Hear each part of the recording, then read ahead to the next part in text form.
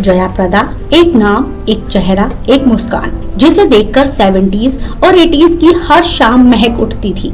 एक ऐसी अदाकारा जिसकी आंखों में काजल से ज्यादा कशिश होती थी और जिसकी सादगी में करोड़ों लोग अपना इश्क ढूंढते थे। हर लड़का बस एक ख्वाब देखता था, काश मेरी जिंदगी में भी कोई जया प्रदा जैसी लड़की हो। लेकिन दोस्तों, यही सबसे बड़ा धोखा था, क्योंकि जिसे तुमने ख्वाब समझा उसकी अपनी हकीकत ही एक डरावना ख्वाब बन चुकी थी। बाहर से जया प्रदा एक राजकुमारी लगती थी, मगर अंदर से वो हर रोज टूटती थी। तेलुगु सिनेमा से निकली वो नाजुक सी लड़की जब बॉलीवुड की गलियों में पहुंची तो वहाँ सिर्फ गाने और ग्लैमर नहीं था, वहाँ था शोषण, सत्ता की गंदी राजनीति और एक ऐसी बेबसी जो कैमरे के पीछे किसी को दिखती ही नहीं थी। सरगम, तोहफा, शराबी, कामचोर, एक से बढ़कर एक सुपरहिट फिल्में। जितेंद्र के साथ तो उनकी जोड़ी को लोग गॉड गिफ्टेड कहते थे। अमिताभ, धर्मेंद्र, सभी के साथ सुपरहिट। लेकिन क्या कभी किसी ने पूछा उस लड़की की आंखें शूट के बाद क्यों सूनी हो जाती थीं? उसके अंदर क्या टूट रहा था जो पर्दे पर कभी झलकने ही नहीं दिया गया?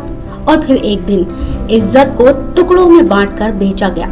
उसकी एक मॉफ की गई अश्लील सीडी रामपुर की सड़कों पर बेची गई जैसे कोई सस्ता प्रोडक्ट हो। एक औरत जिसने करोड़ों लोगों का मनोरंजन किया, उसकी अस्मिता को लाखों में बेचा गया। वो कहती रही, मैं जिंदा हूँ, लेकिन मेरे साथ तो जिंदा लाश जैसा बर्ताव हो रहा है। कहते हैं ना, फिल्मों में जो मौत दिखती है वो झूठ होती है, लेकिन असल जिंदगी में वो बेइज्जती होती है। वो मौत से भी ज्यादा बेरहम होती है। और यही हुआ जया प्रदा के साथ। शरीर उनका था, लेकिन किरदार लोगों ने लिखा। इज्जत उनकी थी, लेकिन फैसला भीड़ ने सुनाया। तो आज हम उसी जया प्रदा की कहानी को जानने वाले हैं, जिसे दुनिया ने सिर्फ हीरोइन समझा, लेकिन कभी उसकी औरत होने की तकलीफ नहीं समझी। वीडियो को आखिर तक देखिएगा, क्योंकि जो आगे आप जानने वाले हैं वो शायद आपको अंदर तक हिला देगा। चलते हैं उस कहानी की तरफ जिसे अक्सर छुपा लिया जाता है। सन 1986, जब वो अपने करियर की ऊंचाइयों पर थीं, तब उन्होंने एक ऐसा फैसला लिया जो उनकी पूरी जिंदगी पर भारी पड़ गया। उन्होंने शादी कर ली श्रीकांत नाहटा से। लेकिन ये कोई आम शादी नहीं थी। श्रीकांत पहले से शादीशुदा थे, उनके बच्चे भी थे। ना उन्होंने अपनी पहली बीवी को छोड़ा और ना ही जया प्रदा को अपनाया, बस बीच रास्ते में छोड़ दिया। जया प्रदा उस वक्त बॉलीवुड की सबसे बड़ी स्टार थी। लाखों लोग उनके दीवाने थे, लेकिन हकीकत ये थी कि अपने ही घर में वो सबसे ज्यादा अकेली थी। एक ऐसी शादी जो सिर्फ नाम की थी, जिसमें प्यार था ही नहीं, भरोसा नहीं था और सबसे बड़ी बात, सपोर्ट भी नहीं था। जया प्रदा माँ बनना चाहती थी, लेकिन श्रीकांत ने साफ मना कर दिया। उन्हें बच्चा नहीं चाहिए था और जया, वो तो बस इस रिश्ते को निभाना चाहती थी, उसी उम्मीद में कि शायद एक दिन सब बदल जाएगा। उन्होंने एक इंटरव्यू में कहा था, मैं अंदर से पूरी तरह टूट चुकी थी, लेकिन कभी किसी को महसूस नहीं होने दिया। मैं अकेली थी, लेकिन पर्दे पर हमेशा मुस्कुराती रही। अब सोचिए, जो औरत पर्दे पर सबकी मुस्कान बनती थी, वो अपने कमरे में बैठकर चुपचाप रोती थी हर रात। जब जिंदगी ने हर दरवाजा बंद कर दिया तो उन्होंने राजनीति का रास्ता चुना। समाजवादी पार्टी ने उन्हें रामपुर से चुनाव लड़वाया और वो सांसद बन गईं। और यहीं उनकी मुलाकात हुई अमर सिंह से। उन्होंने अमर सिंह को अपना गॉडफादर माना। जहाँ भी जाती उनका नाम बड़े सम्मान से लेती। दोस्तों, ये ग्लैमर की दुनिया नहीं है, यहाँ चेहरे से ज्यादा चालाकी देखी जाती है। रामपुर में उनका सामना हुआ आजम खान से। उन्होंने जया प्रदा पर ऐसे ऐसे निजी हमले किए कि एक औरत का वजूद तक हिल जाए। कभी उनके कपड़ों को कमेंट्स करना, कभी उनके कैरेक्टर पर सवाल उठाना, यहाँ तक कि जान से मारने की धमकी तक दे डाली। जया ने कैमरे के सामने खड़े होकर कहा था, मैं एक औरत हूँ, मेरी इज्जत के साथ मत खेलो। और फिर उन्हें पार्टी से निकाल दिया गया। क्यों? क्योंकि उन्होंने चुप रहने से मना कर दिया था।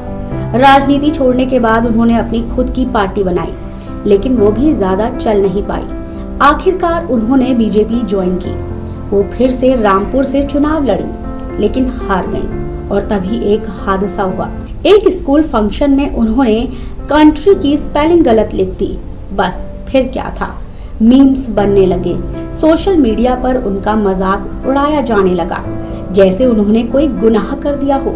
सोचिए, जिस औरत ने जिंदगी भर अपने दर्द छुपाकर इस देश के सामने मुस्कान पेश की, उसे सिर्फ एक स्पेलिंग मिस्टेक पर तार तार कर दिया गया। उनकी और अमर सिंह की दोस्ती को लेकर भी अफवाहें उड़ाई गईं। लोग कहते थे ये रिश्ता पवित्र नहीं है, लेकिन जया हर बार कहती रही, वो मेरे मार्गदर्शक हैं, मेरे गॉडफादर हैं। और जब अमर सिंह बीमार पड़े तो वही जया प्रदा हर दिन अस्पताल में रही, अंत तक उनका हाथ थामे रही। जिसने उन्हें जिंदगी में सहारा दिया, उसे वो आखिरी पल तक छोड़कर नहीं गई। ये दिखाता है कि वो रिश्ता सच्चा था, चाहे लोग कुछ भी कहें। आज जया प्रदा कहाँ हैं? आज ना वो फिल्मों में हैं, ना सांसद हैं, ना ही किसी कैमरे के सामने।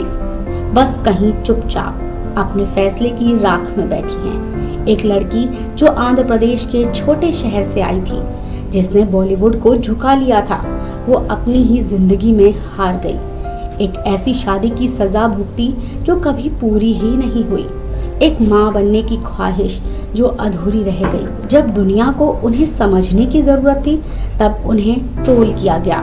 कई बार जया प्रदा ने कहा था, मैं माँ नहीं बन सकी, ये दर्द मैं उम्र भर महसूस करती रहूंगी। ये वही दर्द है जिसे एक औरत सबसे ज्यादा समझ सकती है। फिल्मों ने उन्हें शोहरत दी, लेकिन असल जिंदगी ने उन्हें सिर्फ अकेलापन दिया। और इस बार कैमरा जब ऑफ हुआ तो उनके पास कोई तालियां नहीं थी, बस सन्नाटा था। अगर आपको ये कहानी छू गई हो तो इस वीडियो को लाइक जरूर करें। कमेंट में बताएं जया प्रदा की कौन सी फिल्म आपके दिल के सबसे करीब है। और ऐसे ही दिल को तोड़ देने वाली हकीकतें जानने के लिए यादों का सिनेमा को सब्सक्राइब करना बिल्कुल ना भूलें।